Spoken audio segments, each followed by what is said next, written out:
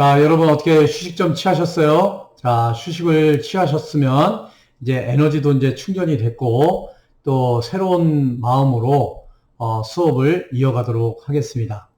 우리 이제 앞 시간에는 우리 이제 제19회 우리 사회복지 법제론 출제 경향에 대해서 한번 분석을 해보는 그런 시간을 가졌습니다. 지금 이제 사회복지사 1급 시험 1회서부터 19회까지 이어져 오는 그 과정에서 어떻게 이제 어떤 챕터에서 어떤 키워드를 중심으로 해서 문제가 어떻게 출제가 되었는지, 또 19회 때는 그렇게 해서 어떤 문제들이 나왔는지에 대해서 대략적인 그 출제 경향 분석을 한번 해보는 그런 시간을 가졌습니다. 그러니까 이 시간에는 이제 여러분들이 한번 실제 문제를 풀어보기도 했고요. 또 저한테 답을 이렇게 보내왔는데요. 그 답을 채점을 하고 또 그 채점한 결과를 여러분들한테 이제 보내드렸습니다. 그리고 이제 지금부터 이제 그걸 가지고 우리가 한번 문제풀이를 해볼 텐데요. 여러분들이 이 파워포인트 이것을 좀 보시면서 한번 문제를 같이 풀어보고 또 제가 해석을 해드리는 그런 오답풀이를 해드리는 그런 시간을 갖도록 하겠습니다.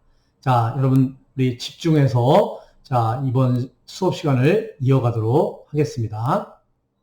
자, 우리 이제 세 번째 과목인 우리 사회복지 법제론에 대해서 한번 살펴보도록 하겠습니다. 자, 51번 문제입니다. 법률과 그 재정 연도의 연결이 옳은 것은 이렇게. 그래서 이게 이제 챕터 이제 사회복지법의 역사, 발달사에서 나오는 건데요. 여러분들을 아까 수업 시간에도 말씀을 드렸지만 이 재정 연도를 잘 외워 두셔야 돼요. 그래서 1번 한번 문제 풀어보면요. 산업재해보상보험법, 장애인복지법은 1970년대다. 이렇게 돼 있는데요.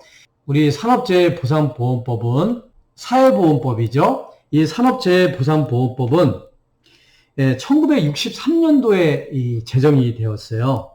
그 다음에 이제 이 장애인복지법은요, 1981년도에 심신장애자 복지법으로 제정이 되었다가요, 이 장애인복지법으로 바뀐 것은 1989년도입니다. 그래서 산재보험법은 1963년도, 장애인복지법은 1989년도로 개정이 되었기 때문에 이건 틀리는 답이 되겠죠. 2번 사회복지사업법, 국민기초생활보장법은 1980년대다. 이거 틀립니다. 이 사회복지사업법은요, 이거 매우 중요한 연도인데요. 이거 꼭 여러분들이 외워두셔야 돼요. 사회복지사업법은 1970년 1월 1일 날 제정이 되었어요. 1970년에 만들어진 거죠. 국민기초생활보장법 이것은 1999년도 9월 7일 날 만들어졌다고 얘기를 했어요. 그래서 이거 굉장히 중요한 연도거든요. 이 정도는 여러분들이 꼭 외워두셔야 돼요. 사회복지사업법은 1970년 1월 1일, 국민기초생활보장법은 1999년 9월 7일. 그래서 9월 7일 날 요 제정한 날을 기념해서 우리가 뭘로 한다 그랬죠? 사회복지의 날로 기념을 하고 있습니다. 그래서 사회복지사업법은 1970년, 국민기초생활보장법은 1999년. 그렇기 때문에 이건 답이 틀리게 되겠습니다. 그 다음에 이제 3번이요. 고용보험법, 사회복지공동모금회법은 1990년대다. 이게 맞는 답입니다. 우리 고용보험법은요, 1993년도에 제정이 되었고요. 사회복지공동모금회법은 1997년도에 제정이 되었어요. 그래서 93년도에 제정된 고용보험법, 1997년도에 제정된 사회복지공동모금회법. 그래서 90년대에 제정이 됐다. 그래서 3번이 맞습니다. 자, 국민연금법하고 노인복지법. 이 국민연금법은요, 1973년도에 국민복지연금법이 제정이 되었다가요, 이것이 1986년도에 국민연금법으로 개정이 됐고요. 이 노인복지법은 1981년도에 제정이 되었습니다. 이 1981년 6월에 제정이 되었는데요. 요거는 꼭 여러분들이 잘 외워 두셔야 돼요. 그래서 다섯 번째, 아동복지법하고 국민건강보험법인데요. 이 아동복지법은 1981년도에 제정이 되었어요. 국민건강보험법은 1999년도에 제정이 되었습니다. 그래서 이것은 2010년도가 아니죠. 그래서 여러분들이 여기 참고를 할 것은요, 이 심신장애자복지법,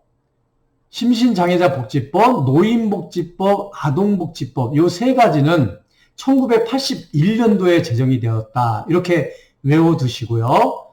국민기초생활보장법하고 국민건강보험법은 1999년도에 김대중 정부가 들어서면서 제정된 법이다라고 여러분들이 외워두시면 좋겠다라고 말씀을 드리겠습니다.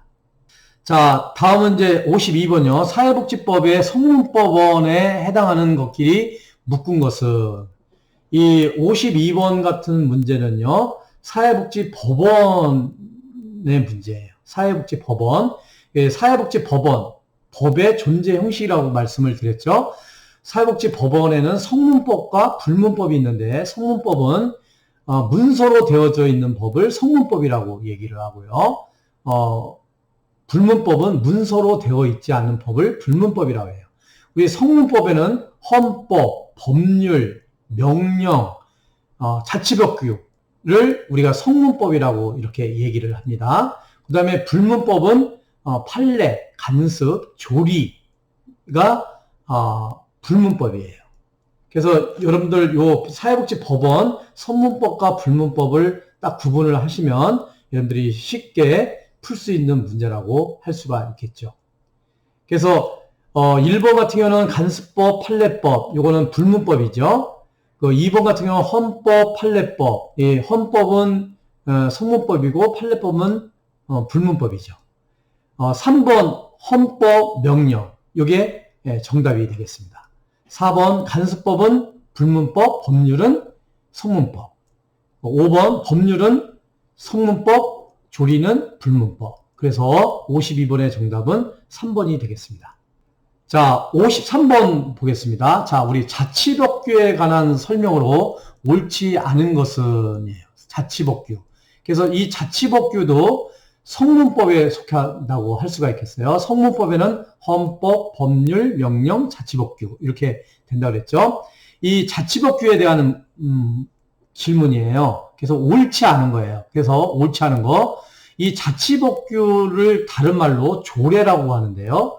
이 조례는 지방의회에서 제정하는 자치법규이다. 이게 맞는 말이에요.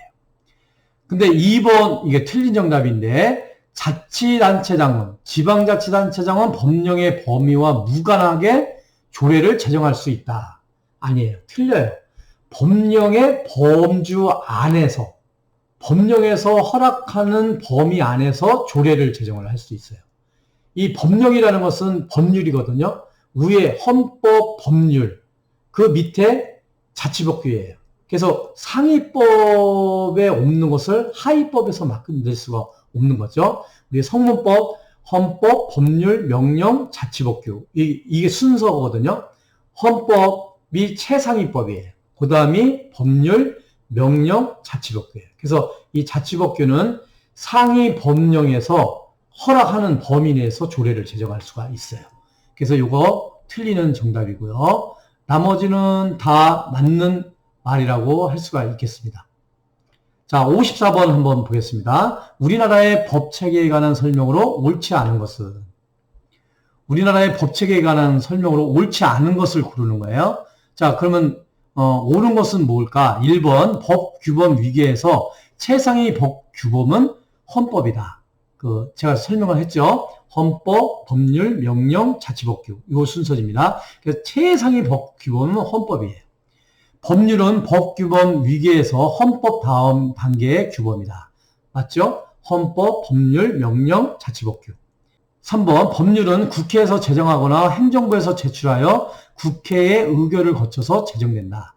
이거 맞는 말이에요. 헌법, 법률, 명령 자치법규에 대한 설명인데요. 자, 시행령. 자, 시행령은 국무총리나 행정각부의 장이 발하는 명령이다. 이렇게 되는데요. 자, 우리 성문법을 보면요. 헌법, 법률, 명령, 자치법규라고 했어요. 이 명령에는 시행령이 있고요. 시행규칙이 있어요. 명령을 두 개로 나누면 시행령과 시행규칙이 있는데요. 시행령은 대통령이 명령을 하는 것을 시행령이라고 하고요. 시행규칙은 국무총리나 부장관이 명령을 하는 것을 시행규칙이라고 얘기를 해요. 그러니까 이 54번의 이 4번 같은 경우는요. 잘못된 설명이죠. 시행령은 대통령이 발하는 명령인데 이 국무총리나 행정각부의 장이 발하는 명령은 시행규칙이라고 할 수가 있겠습니다. 자, 명령에는 시행령과 시행규칙이 있다. 이거 제가 지금 설명을 드렸죠. 그래서 54번의 정답은 4번이 되겠습니다. 이것도 마찬가지로 우리 52번, 53번, 54번은 우리 사회복지법원에 관한 문제예요. 그러니까 굉장히 많이 나오는 거죠. 그래서 여러분들이 이 사회복지법원에 대한 이 개념을 잘 이해를 하면 이 정도의 문제는 잘 풀 수가 있다. 이렇게 말씀을 드리겠습니다. 자, 이제 다음은 55번이에요. 자, 사회보장기본법상의 사회보장 수급권에 관한 내용으로 옳은 것을 모두 고른 것은 이렇게 돼 있어요. 자, 사회보장기본법에 관한 문제입니다. 여러분들 이 사회보장기본법 매우 중요하다고 말씀을 드렸어요. 그래서 사회보장기본법 잘 알아두셔야 돼요. 자, 우리 한번 보기를 볼까요? 자, 기업, 모든 국민은 사회보장 관계 법령에 정하는 바에 따라서 사회보장 급여를 받을 수 있는 권리인 사회보장 수급권을 가진다. 맞아요. 이 사회보장 수급권을 가진다. 이거 모든 국민은 갖는다. 맞는 얘기입니다. 니은 사회보장 수급권은 정당한 권한이 있는 기관에 의해서 구두로 통지하여 포기할 수 있다. 이렇게 되는데요. 구두로 통지할 수는 없어요. 예, 만약에 내가 포기를 하기를 원한다면 구두로 통지하는 것이 아니라 서면으로 통지를 해야 됩니다. 이 구두는 증거 자료가 없잖아요. 그래서 증거 자료를 마련하기 위해서 서면으로 통지해서 포기할 수가 있습니다. 이거 틀린 얘기예요. 디귿, 사회보장 수급권은 수급자 임의로 다른 사람에게 양도할 수 있다. 다른 사람에게 양도할 수가 없습니다. 이 사회보장 수급권은 양도도 할 수도 없고요. 담보할 수도 없고요. 또 세금을 매길 수가 없어요. 요거의 속성을 잘 이해를 하시면 이런 문제는 쉽게 풀 수가 있겠죠. 자, 이거에 틀린 겁니다. 그 다음에 니을 사회보장 수급권의 포기는 취소할 수 없다. 내가 사회보장 수급권을 서면으로 통지해가지고 포기할 수가 있어요.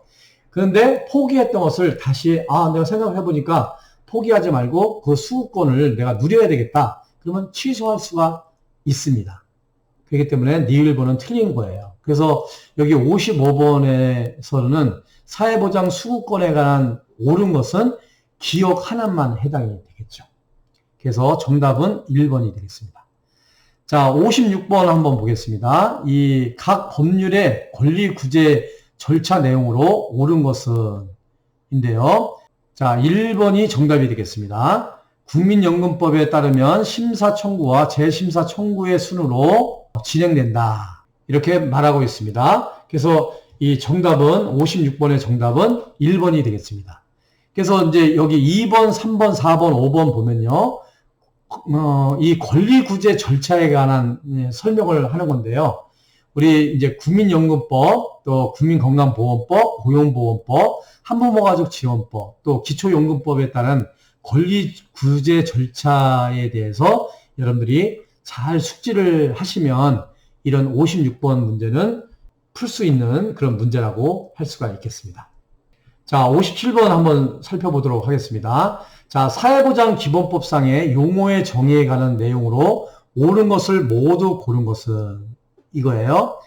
우리가 이제 사회보장기본법상에서 용어 정의 이렇게 보면요. 꼭 여러분들이 알아둬야 될 용어 정의를 꼭 숙지를 해 두셔야 돼요.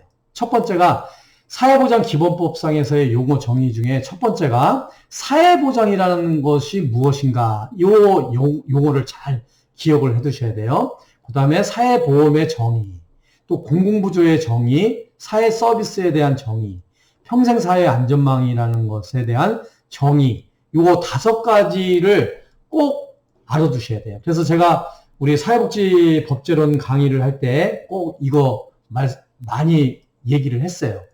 그래서 이 정의, 사회보장, 사회보험, 공공부조, 사회서비스, 평생사회 안전망, 요 5가지를 알면 요 57번 문제는 쉽게 풀 수가 있는 내용입니다. 자, 그러면 이제 보기를 보면요. 사회보험이란 국민에게 발생하는 사회적 위험으로부터 보험 방식으로 대처함으로써 국민의 건강과 소득을 보장하는 제도를 말한다. 이거 맞는 얘기예요. 자, 공공부조란 국가와 지방자치단체의 책임하에 생활유지 능력이 없거나 생활이 어려운 국민의 최저생활을 보장하고 자립을 지원하는 제도를 말한다. 이거 맞는 얘기입니다. 그 다음에 디귿, 평생사회안전망이란 생애주기에 걸쳐서 보편적으로 충족되어야 하는 기본 욕구와 특정 사회 위험에 의하여 발생하는 특수 욕구를 동시에 고려해서 소득 서비스를 보장하는 맞춤형 사회보장 제도를 말한다. 이거 맞는 얘기입니다. 자, 57번 문제는 기역, 니은, 디귿 이게 다 맞는 얘기예요. 그래서 정답은 5번이거든요. 그러니까 이런 식으로 나오는 경우도 있고요. 가끔은 이제 사회보험이라 그래서 이제 가로놓기 식으로 해가지고 문제가 출제되는 경우가 있어요. 공공부조란 이렇게 해서 가로놓기에 여기에 해당되는 말이 맞는 것은 이렇게 해가지고 나오는 문제들이 있거든요. 그래서 이 사회보장기본법상의 용어 정의에서 이 사회보장, 사회보험, 공공부조, 사회서비스, 평생사회 안전망 이 5가지 개념은 꼭 잘 외워두셔야 됩니다. 자, 다음 이제 58번 보겠습니다. 자, 58번 보면요. 이 1번 2017년 12월 30일에 제정이 되었고 2018년도 7월 1일부터 시행이 되었다. 이거 틀립니다. 2014년 12월 30일에 제정이 되었고요. 2015년 7월 1일서부터 시행이 되었어요.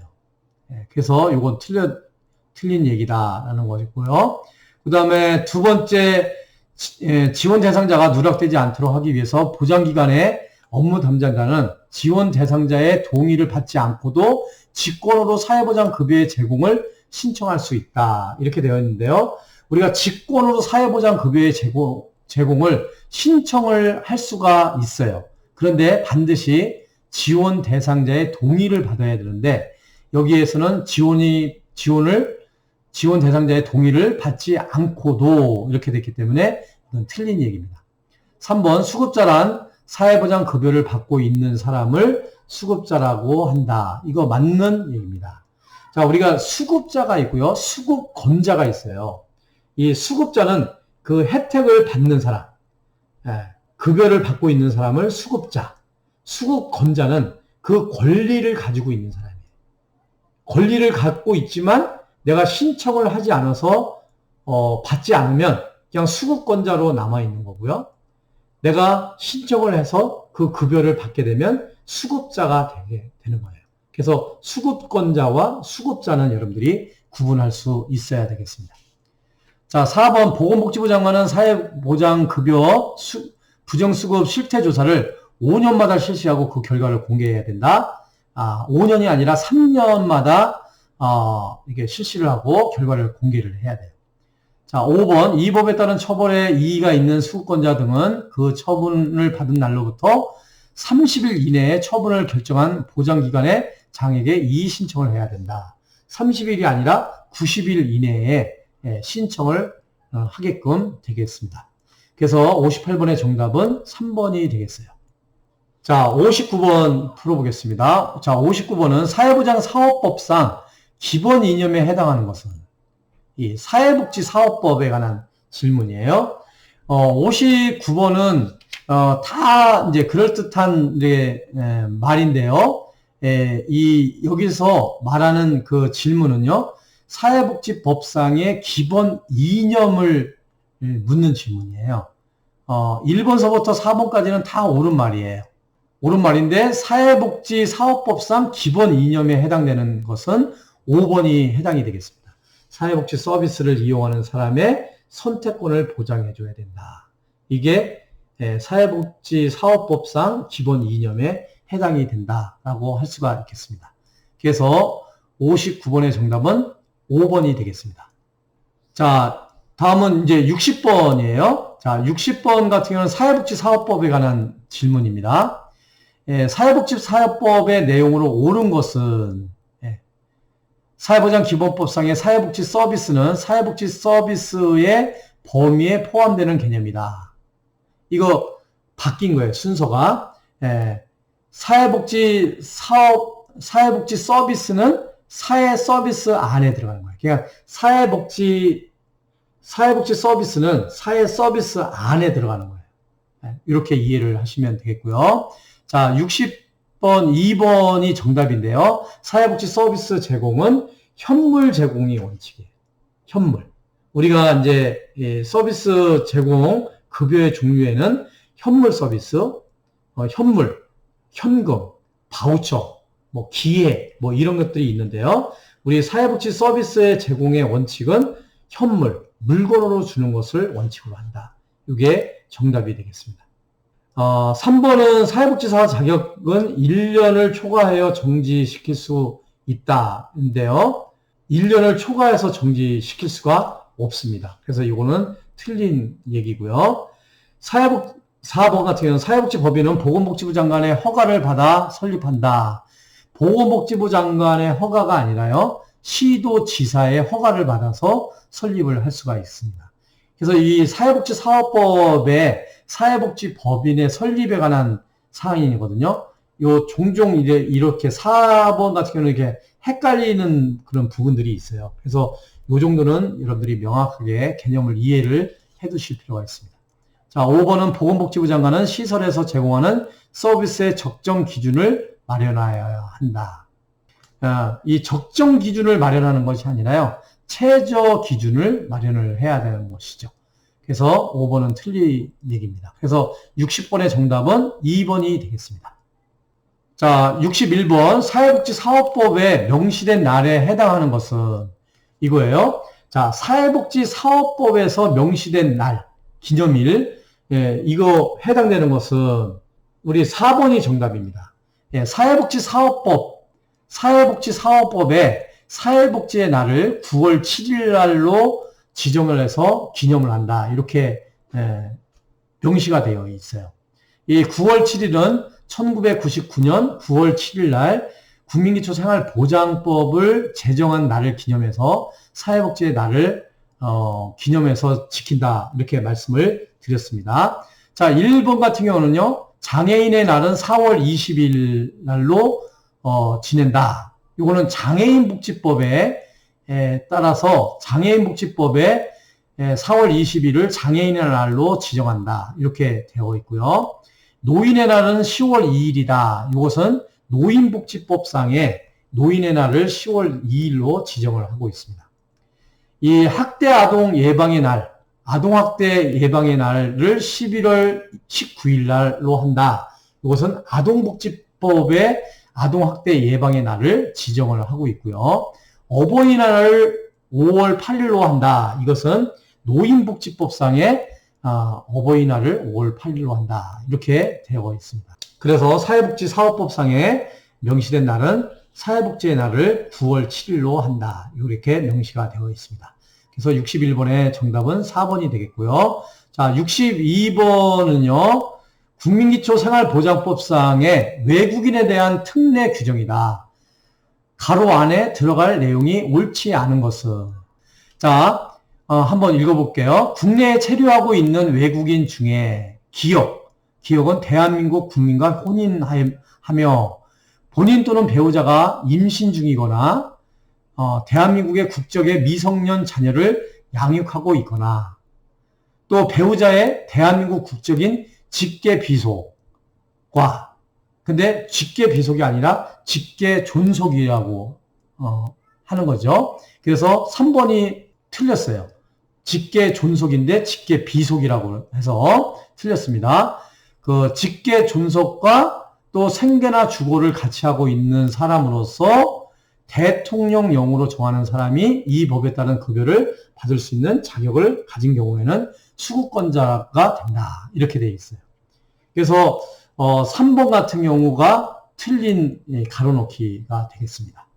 그래서 62번의 정답은 3번이 되겠습니다. 자, 63번. 국민기초생활보장법상의 5년 이하의 징역 또는 5천만 원 이하의 벌금에 처하는 경우는 무엇인가? 정답은 2번이 되겠습니다. 수급권자의 금융정보를 사용 제공한 경우. 자, 64번. 산업재해보상보호법상의 업무상 사고에 해당되지 않는 것은? 이거 굉장히 참 중요한 게요. 이 산재보험에서는 이 업무상 사고냐 아니냐, 보상을 받을 수 있는 대상이 되느냐 안 되느냐 하는 문제가 항상 나와요. 항상 나오니까 업무상 사고에 해당되지 않는 거, 이런 문제의 유형은 많이 나오니까요. 잘 알아두실 필요가 있겠습니다. 자, 1번. 근로자가 근로계약에 따른 업무나 그에 따르는 행위를 하던 중에 발생한 사고. 이거 당연히 업무상 사고가 되겠죠. 사업주가 제공한 시설물 등을 이용하던 중에 그 시설물 등의 결함이나 관리 소홀로 발생한 사고. 이거 당연히 되겠죠. 사업주가 주관하거나 사업주의 지시에 따라서 참여한 행사나 행사 준비 중에 발생한 사고. 이거 당연히 되겠습니다. 그런데 4번 같은 경우는 비통상적인 경로와 방법으로 출퇴근하는 중에 발생한 사고. 통상적인 경로나 방법으로 출퇴근하는 중에 발생한 사고는 대상이 되겠지만요. 아닐 비자예요. 비통상적인 경로나 방법. 이럴 경우에는 업무상 사고에 해당이 되지 않습니다. 5번. 휴게 시간 중에 사업주의 지배관리하에 있다고 볼 수 있는 행위로 발생한 사고. 이것은 업무상 사고에 해당이 되겠죠. 그래서 64번의 정답은 4번이 정답이 되겠습니다. 그래서 이런 문제가 나오게 되면요. 너무 당황하지 말고요. 쭉 이렇게 일반 상식적인 선에서 한번 읽어보면 이 정도 문제는 쉽게 풀 수 있는 문제라고 할 수가 있겠죠. 자, 65번 보겠습니다. 자, 65번. 기초연금법상의 수급권자의 범위에 관한 내용이다. 가로 안에 들어갈 숫자가 옳은 것은? 이런 문제들이 종종 잘 나와요. 자, 기초연금은 몇 세 이상의 사람으로서 소득 인정액이 보건복지부 장관이 정하여 고시하는 금액인 이하인 사람을 지급한다. 이 기초연금은 65세 이상의 노인들에게 우리가 지급하는 거죠. 그래서 기억은 65세가 맞고요. 보건복지부 장관은 선정 기준액을 정하는 경우 그 65세 이상인 사람 중에 기초연금 수급자가 100분의 70 수준이 되도록 한다. 이렇게 되어 있습니다. 그래서 이 65번의 정답은 2번, 65세와 70% 수준에 해당되는 사람이 된다. 그래서 2번이 정답이 되겠습니다. 자, 66번 보겠습니다. 국민연금법상의 급여의 종류에 해당하는 것은 모두 고르공쓴 국민연금법상의 급여의 종류. 그래서 이거 굉장히 중요해요. 국민연금법상의 급여의 종류. 우리가 국민연금법상의 급여의 종류는 노령연금이 있고요. 장애연금이 있고 유족연금이 있고 반환일시금이 있어요. 그래서 노령연금, 유족연금, 반환일시금이 해당이 되고요. 장애급여는 장애연금인데 이 장애연금은 국민연금법상의 급여의 종류인데 장애급여는 산재보험법상의 급여의 종류가 해당이 된다고 할 수가 있겠습니다. 66번의 정답은 그래서 3번 기역, 디귿, 니을이 국민연금법상의 급여의 종류가 됩니다. 자, 67번 고용보험법의 내용으로 옳은 것은 옳은 것은 자, 우리가 이제 사회보험법, 그러면 5대 사회보험법 이렇게 있다 그랬죠. 국민연금법, 그 다음에 국민건강보험법, 그 다음에 산재보험법, 그 다음에 고용보험법, 노인장기요양보험법 이렇게 있는데요. 매번마다 요거 한 문제 이상은 꼭 나와요. 그래서 67번 같은 경우는 구직 1번 같은 경우 구직급여를 지급받으려는 사람은 이직 후에 지체 없이 직업 안정기관에 출석하여 실업을 신고하여야 한다. 이게 맞는 것입니다. 이 고용보험은 두 가지를 우리가 보험을 보장을 해주죠. 하나는 실업급여를 보장을 해주고요. 하나는 취업, 재취업을 위해서 보장을 해주고 있습니다. 그래서 요거 1번 같은 경우는 정답이 됩니다. 자, 그래서 67번의 정답은 1번이 되겠습니다. 자, 68번 국민건강보호법상의 국민건강보험공단이 관장하는 업무에 해당되지 않는 것은 요거 이제 국민건강보험법에 관한 문제예요. 68번 같은 경우 1번, 2번, 3번, 4번 같은 경우는 국민건강보험공단에서 관장하는 업무에 해당이 되는데요. 요양급여 비용의 심사는 이 국민건강보험공단이 관장하는 업무가 아닙니다. 그래서 68번의 정답은 5번이 되겠습니다.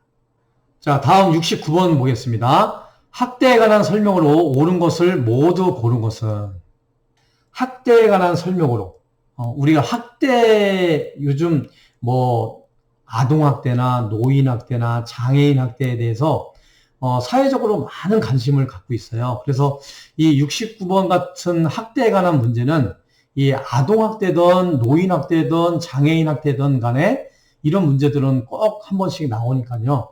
꼭 여러분들이 잘 알아두실 필요가 있겠습니다. 자, 우리 기역, 니은, 디귿이 있는데요. 기역 한번 읽어보겠습니다. 장애인복지법상의 장애인학대의 경제적 착취는 포함되지 않는다. 이 경제적 착취도 장애인 학대에 포함이 됩니다. 우리가 학대다 그러면은 신체적 학대가 있고요, 정신적 학대가 있고요, 정서적 학대가 있고요, 경제적 학대가 있거든요. 그리고 방임, 유기하는 경우가 있는데 이 경제적 착취도 학대에 속합니다. 그래서 이것은 틀린 거죠. 자, 니은 아동학대 범죄 처벌 등에 관한 특례법에 따라 아동학대 범죄는 아동복지법상의 아동학대 관련 범죄에 해당이 된다. 네, 해당이 됩니다. 디귿, 노인복지법상의 노인학대라 함은 노인에 대하여 신체적, 정신적, 정서적, 성적 폭력, 경제적 착취 또는 가혹행위를 하거나 유기 또는 방임을 하는 것을 말한다. 이거 맞는 얘기입니다. 그래서 우리가 아동학대든 노인학대든 장애인학대든 간에 이 신체적 학대, 정신적 학대, 정서적 학대, 성적 폭력, 또 경제적 착취, 유기 및 방임 이런 것들이 우리가 모든 학대에 해당이 된다고 할 수가 있겠습니다. 그래서 69번의 정답은 4번이 정답이 되겠습니다. 자, 이제 70번 보겠습니다. 70번. 우리 이제 사회서비스법 중에서 노인복지법에 관한 설명이거든요. 자, 70번. 노인복지법상의 노인복지시설의 종류에 해당되지 않는 것은. 그래서 이제 이것도 제가 이제 강의를 할 때 많이 이제 노인복지론에서도 배웠겠고, 우리 노인복지법에 대해서도 배울 때 여러분들이 많이 배웠을 거예요. 또 우리 사회복지 실천론에서 사회복지 실천 현장에 대해서 이렇게 제가 강의를 할 때 여러 번 강조를 했어요. 이 정도는 노인복지법상의 노인복지시설의 종류는 여러분들이 외우셔야 돼요. 외우셔야 돼요. 자, 노인주거복지시설, 노인의료복지시설, 노인여가복지시설. 그 다음에 요 앞뒤를 바꿔서 재가 노인복지시설. 그 다음에 노인보호전문기관, 학대 피해 노인 전용쉼터, 또 노인 일자리 지원기관. 이것들은 다 노인복지시설에 해당이 되는데요. 독거노인 종합지원센터는 노인복지시설에 해당이 안 됩니다. 그래서 70번의 정답은 2번이 되겠습니다. 자, 71번 한번 보겠습니다. 사회복지법상의 연령 규정이 옳지 않은 것은, 이 연령 기준 이거 굉장히 중요합니다. 자, 다문화가족지원법상의 아동 청소년이라 함은 24세 이하의 사람을 말한다. 맞고요. 아동복지법상의 아동이라 함은 18세 미만의 사람을 말한다. 맞고요. 한부모가족지원법상에 청소년 한부모란 24세 이하의 모 또는 부를 말한다. 이게 맞는 얘기입니다. 한부모가족지원법상에 치약 중인 경우에 아동은 24세 미만의 사람을 말한다. 이렇게 되어 있는데요. 이게 틀려요. 22세 미만의 사람을 말한다. 이렇게 돼서 71번의 정답은 4번이 되겠습니다. 다음 이제 72번 보겠습니다. 72번은 사회복지 공동모금업법에 관한 질문입니다. 예. 자, 이 사회복지 공동모금업법에 대한 내용으로 옳지 않은 것은 기부하는 자의 의사에 반해서 기부금품을 모집하여서는 아니 된다. 예, 강제로 모집해서는 안 된다. 그죠? 이거 맞는 얘기입니다.